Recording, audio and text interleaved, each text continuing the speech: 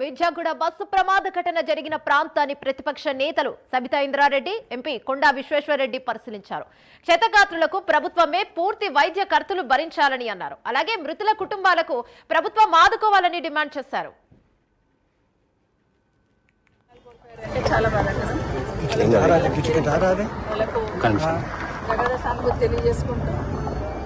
ప్రభుత్వం వాళ్ళ కుటుంబాలను ఆదుకోవాలని, అదేవిధంగా వాళ్ళ కుటుంబాలకు తట్టుకునే శక్తిని ఇవ్వాలని భగవంతుని కోరుతా ఉన్నాను.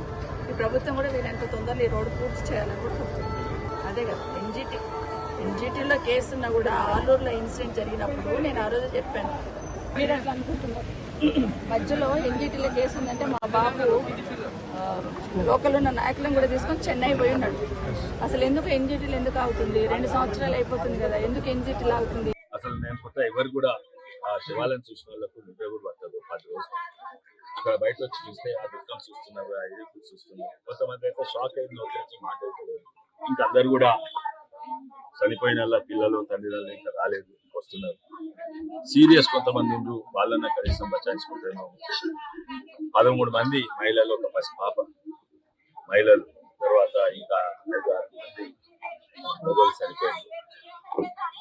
దీని వెనుక డ్రైవర్ నిర్లక్ష్యం ఉండొచ్చు కానీ, ఆ కంకర్ లారీ డ్రైవర్ అంటే డ్రైవర్ నిర్లక్ష్యం ఉండొచ్చు కానీ ఎంతో మంది పాత్ర.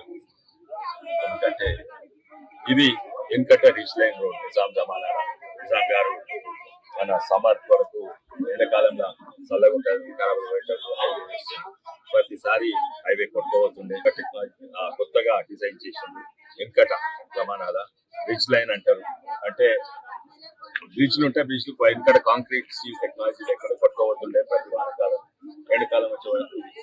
అయితే వీళ్ళు రిచ్ లైన్ రోడ్ తయారు చేసి, రిచ్ లైన్ రోడ్ అంటే వాగులను తప్పించుకొని వంకర తిక్కర పోతుంది. అయితే ఇప్పుడు కూడా చూడండి, మన గోల్కొండ ఫోర్ట్ హైదరాబాద్ నుంచి, లేకుంటే ఇక్కడ టిప్పు ఖాపూల్ నుంచి వికారాబాద్ వరకు ఒక్క కల్వర్ట్ ఉండదు బ్రిడ్జ్.